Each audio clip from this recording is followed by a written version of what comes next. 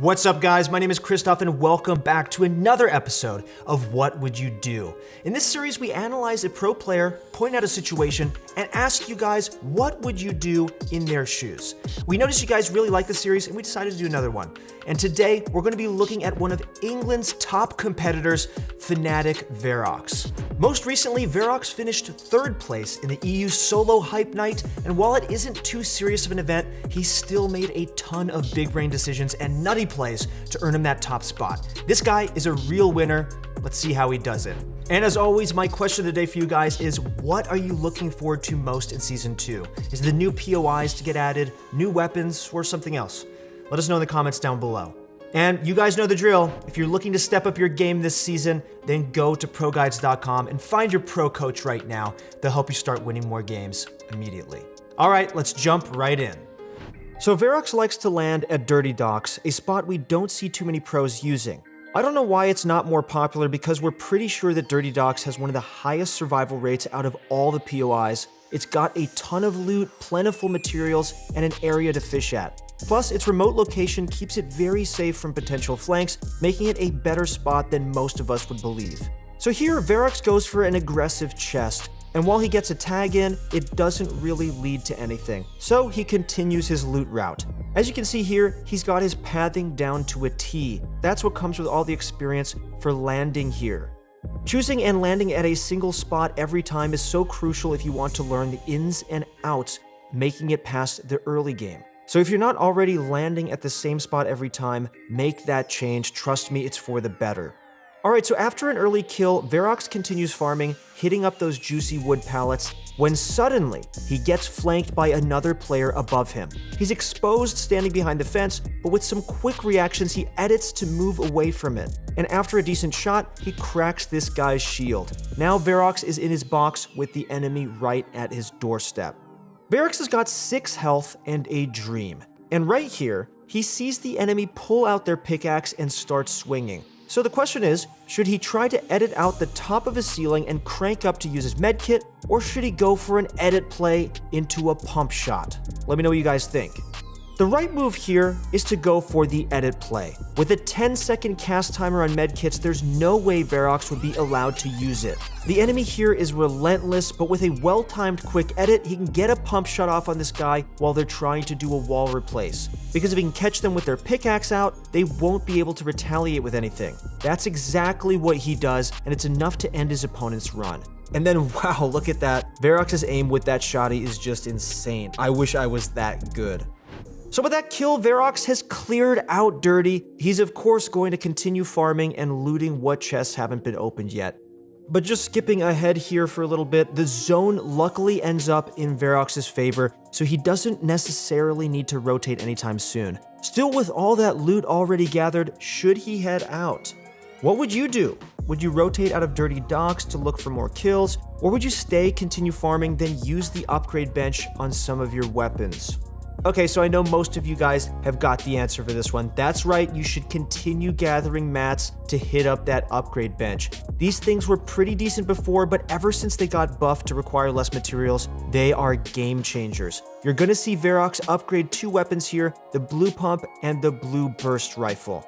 When making upgrades, the most significant leap in terms of strength is the blue to purple, and both the burst and pump shotty at those rarities are some of the most potent weapons in the game, so when you're blessed with the circle like Verox is, it's a no-brainer, just upgrade those weapons. Alright, so with the new zone revealed, Verox ditches Dirty and heads out. He's still not maxed out on materials, so he's gonna have to find a secluded area to farm at. Unfortunately, that's kind of tough in competitive matches, and right here he encounters a player boxed up on a hill. They let off a snipe, but Verox does a quick strafe in the opposite direction to avoid it. That was pretty awesome. That's pretty good mechanics, much better than me. But maybe some of you younger guys out there are pretty good. Okay, given this scenario with an enemy high up on the hill showing no respect, and the third circle arriving soon, how would you play this out? Would you guys start pushing them to show them who's boss, or would you chill and try to disengage?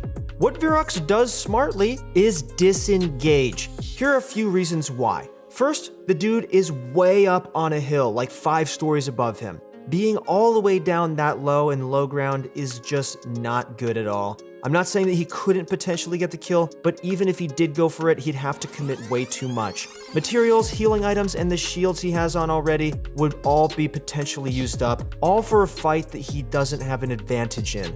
Plus, it's the mid-game. A fight is going to draw a lot of attention and attract those thirsty third-party vultures. This is the #1 reason why pros typically avoid mid-game engagements in high-point lobbies. Because, well, if you're not hurting for any resources, there's just too much risk involved.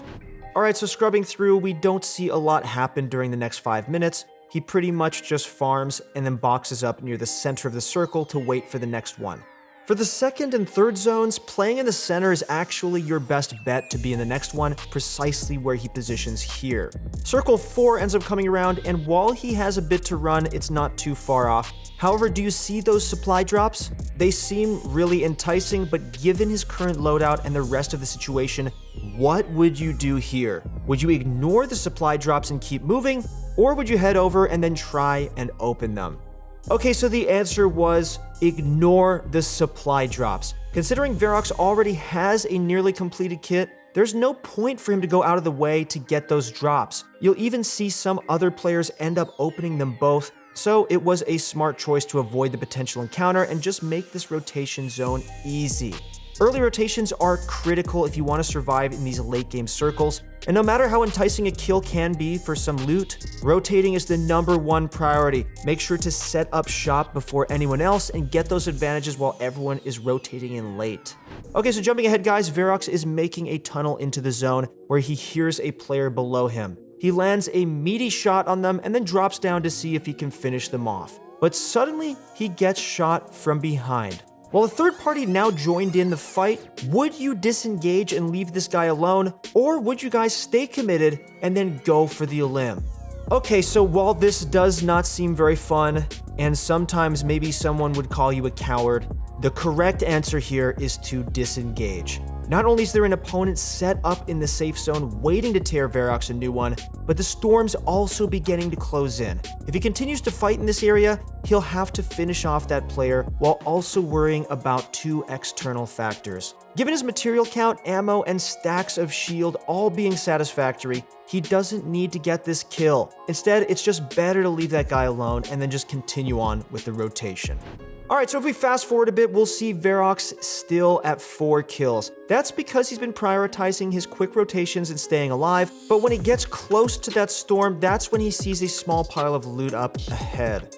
Not much, but what looks like some materials, ammo, and a purple rocket launcher. Is any of that worth getting though? If you were in this situation, would you drop one of your healing items for the RPG, or would you keep your inventory how it is and then focus on staying alive?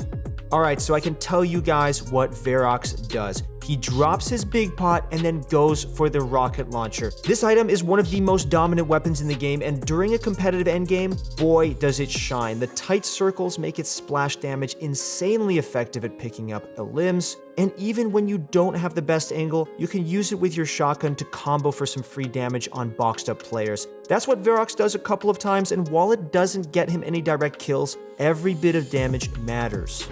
Okay, so Verox here continues his low ground tunneling, always trying to stay ahead of the pack, but then he looks back and then lands one of the nastiest pumps I've seen in a long time. That impact frag is enough to replenish his mats and keep him going. Now, playing the low ground here seems to be working out quite well for Verox. I guess that's just how it is with god tier editing and aim, but if you were in his situation, would you stay low ground and keep trying to look for elims, or would you attempt to take the high ground to close out the match? Well guys, with that RPG in his hand, there's only one right answer, and that's to take the high ground. The timing is perfect here. He gets the required materials, and the current high ground holder is only a few stories above him. One clean rocket sends them tumbling down and allows Verox to take height.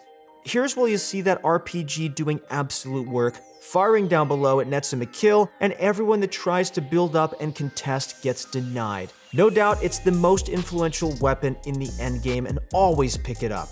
By the end, there's only a couple of players still up. The player he got low gets yoinked, which puts him in a bit of a tricky spot now, but Varus is nuts. He cranks up, places a cone to redirect his opponent, and then finishes him off with a final shot. Okay, so it's recap time. What did we learn, guys? Well, when you're on the defensive, a quick edit into a pump shot is one of the best ways to turn a fight around, as long as you time it so that they're caught with their pickaxes out. From scenario 2, when you've got the zone in your favor and it's time to harvest mats, use those upgrade benches, folks. Especially if you turn a rare item into an epic one. That'll give you a big leap in stats and it'll help you win more games.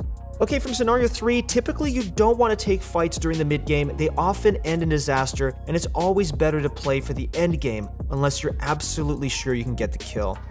Okay, from scenarios 4 and 5, during the end game, Verox ignores a couple of supply drops. He didn't really need them, but he also had a more important objective, and that's rotating to the zone.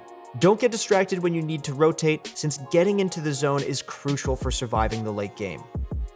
Okay, and now from scenario 6, the RPG is ridiculously powerful during the endgame scenarios. If you manage to find one, just drop whatever you can for it. It's super valuable. Okay, from scenario 7, what helped Verox close out the match was a well-timed high ground take. Using that RPG, he knocked down his opposition and took the high ground for himself. From there, he rode it to victory. There was plenty of more in the video we couldn't fit into a recap, so don't hesitate to rewatch it if you feel like you need to. That's it for the video, guys. Thank you so much for watching. Again, if you guys enjoyed content like this, please consider subscribing and liking this video. And if you guys want to get better at Fortnite for next season, go to ProGuides.com. They'll teach you everything that you need to know to get better. That's it for the video. Thank you so much for watching, and good luck in your next few games.